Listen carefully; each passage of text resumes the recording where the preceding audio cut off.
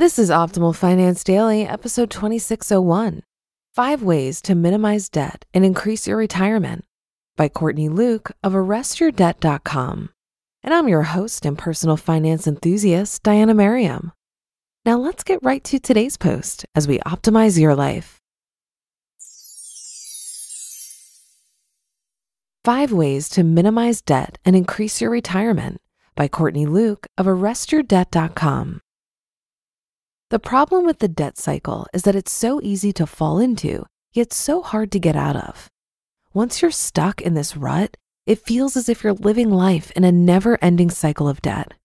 Moreover, no matter how hard you try to stay out of debt, there may be circumstances in your life that just render this pursuit impossible. If you find yourself in this situation, I want you to know that you're not alone. Millions of people have been in your same situation and have successfully climbed their way out of debt. Many people are seeking ways to minimize debt, if not eliminate it for good. However, with the current economic problems, many people have found themselves unable to make even the minimum payments on their credit cards. If you're desperate to get out of debt, here are a few tips that can help you minimize debt. Number 1, stop using your credit card.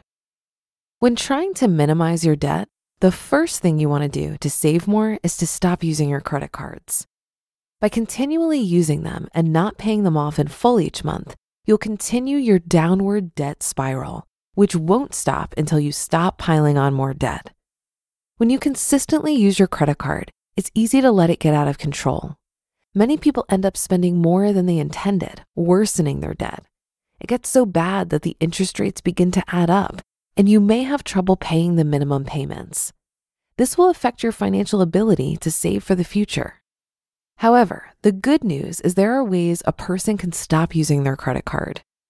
One way is to find a new source for your purchases. The first is to eliminate all spending on things that are not absolutely necessary for your survival. Start with spending only on your basic needs and build up from there if your financial situation allows. If your monthly situation is so dire that you need your credit card to cover even your basic expenses, then it's a good idea for you to find new ways to earn additional income, such as taking the time to learn how to invest in a gold IRA. That way, you'll not only have more money in the present, but also for the future and hopefully an eventual retirement. Number 2, change your lifestyle. In addition to curtailing your use of credit cards, you'll also need to change your lifestyle and spending habits. You may want to sit down and evaluate certain areas in your life where you may be overspending. Are your utilities too high? Are you paying too many monthly subscription plans that you aren't even using? Do you really need to spend an extra $100 a month on new clothes? Or perhaps the children have too many toys that they aren't using. There's no better time to start saving for your future or retirement than now. This doesn't necessarily mean you have to deprive yourself of some comforts in life. Instead, it means switching to a more frugal lifestyle. Start saving for your retirement as early as you can by saving just even little amounts. Yes, the $100 saved every month that you would have otherwise spent shopping will compound into thousands faster than you realize. Number 3, always strive to pay at least the minimum. Even when paying the minimum on your credit card bills seems like an impossible task, do everything you can to make the minimum monthly payments.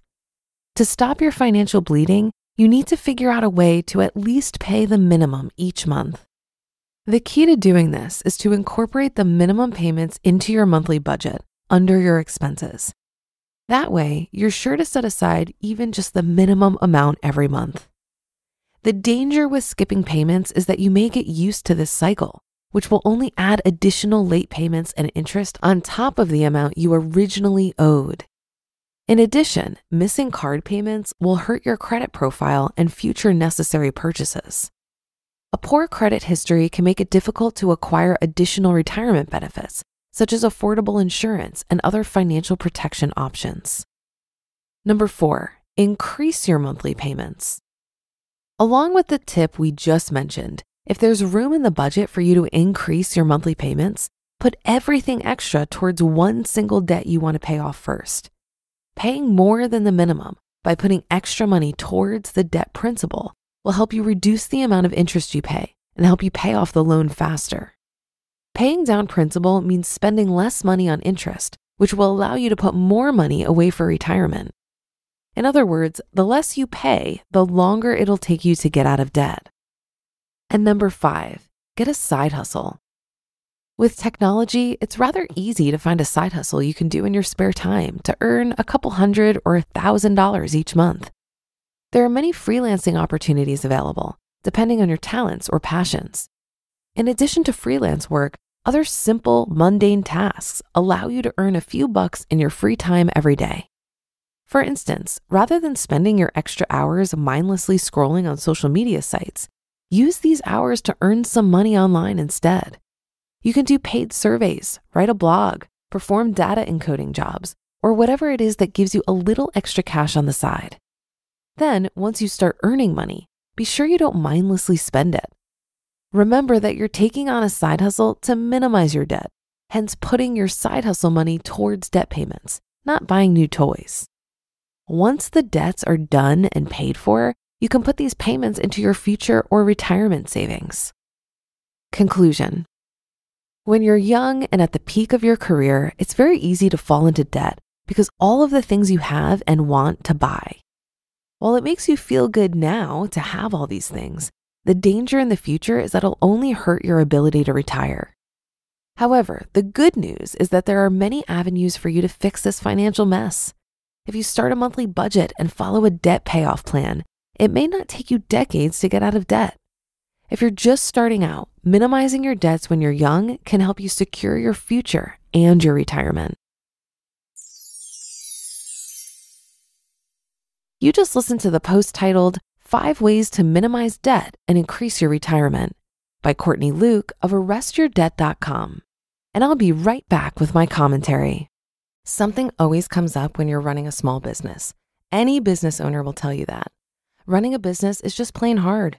Endless to-do lists, employees to take care of, and your ever-present bottom line. So if you're a small business owner, kudos to you for staying on top of it. And now I have a solution for you. I want to tell you about Gusto. Gusto built an easier and more affordable way to manage payroll, benefits, and more. They help over 300,000 businesses by taking the pain out of tasks like automated payroll tax filing, direct deposit, health insurance administration, 401k, onboarding tools, you name it, Gusto makes it easy. And they really care about the small business owners they work with. Their support team is attentive and helpful. And since money can be tight right now, you'll even get 3 months free. Just go to gusto.com/OFD and start setting up your business today. You'll see what I mean when I say easy. Again, that's 3 months of free payroll at gusto.com/OFD. There are a lot of different ways to address debt. I think in order to solve it so that it doesn't creep back into your life, it's helpful to first consider what got you into debt in the first place. In my case, I found myself in debt simply because I wasn't paying attention and I didn't understand how compound interest worked. I made a decent income, and while I did spend beyond my means, I didn't do so by an obscene amount. I had a little bit of cash savings, and I could have paid more than the minimum amount due on my credit cards if I wanted to. However, I didn't have enough financial literacy to know to do that. I've heard that you should pay more than the minimum on your cards, but I didn't really understand why.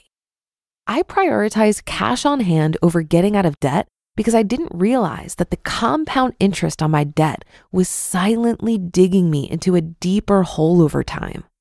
So here's what I did. I solved the awareness part by running a credit report on myself. I knew I had debt, but I didn't know how much collectively.